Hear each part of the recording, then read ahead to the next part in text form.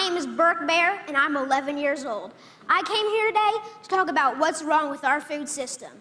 First of all, I would like to say that I'm really amazed at how easily kids are led to believe all the marketing and advertising on TV, at public schools, and pretty much everywhere else you look. It seems to me like corporations are always trying to get kids, like me, to get their parents to buy stuff that really isn't good for us or the planet. Little kids especially are attracted by colorful packaging and plastic toys. I must admit, I used to be one of them.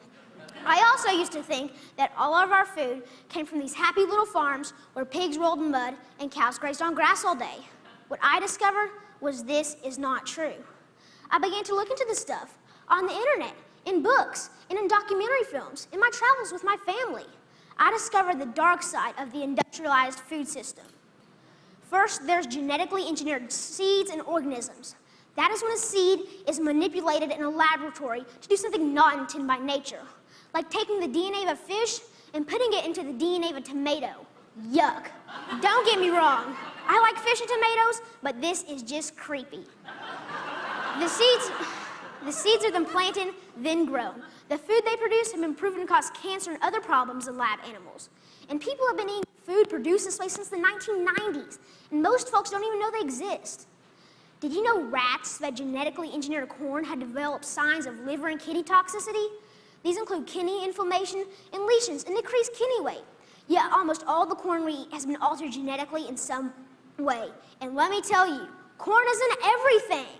And don't even get me started on the confined animal feeding operations called CAFOs.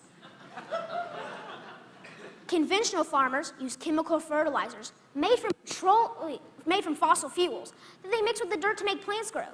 They do this because they've stripped the soil from all nutrients from growing the same crop over and over again.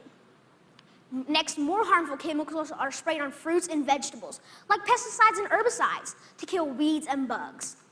When it rains, these chemicals seep into the ground or run off into our waterways, poisoning our water too. Then they irradiate our food, trying to make it last longer, so it can travel thousands of miles from where it's grown to the supermarkets. So I ask myself, how can I change? How can I change these things? This is what I found out. I discovered that there's a movement for a better way. Now, a while back, I wanted to be an NFL football player. I decided that I'd rather be an organic farmer instead. That way,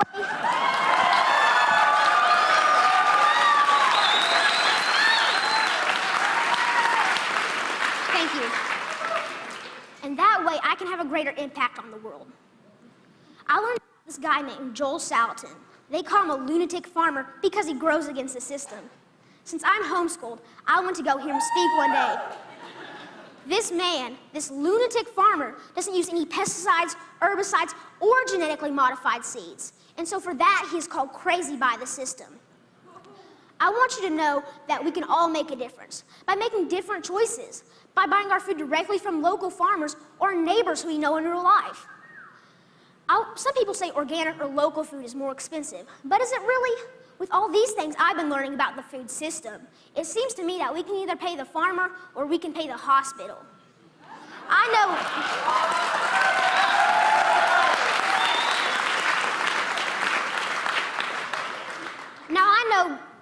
know definitely which one I would choose. I want you to know that there are farmers out there, like Bill Keener and Sequatchie Coast Farms in Tennessee, whose cows do eat grass and whose pigs do roll in the mud, just like I thought. Sometimes I go to Bill's farm and volunteer so I can see up close and personal where the meat I eat comes from. I want you to know that I believe kids will eat fresh vegetables and good food if they know more about it and where it really comes from. I want you to know that there are farmers markets in every community popping up. I want you to know that me and my brother and sister actually like eating baked kale chips. I try to share this everywhere I go. Not too long ago, my uncle said that he offered my 6-year-old cousin cereal.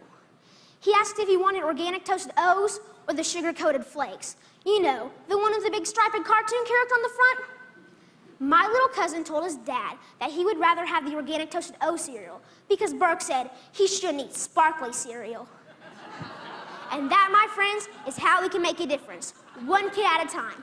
So next time you're at the grocery store, think local. Choose organic, know your farm, and know your food. Thank you.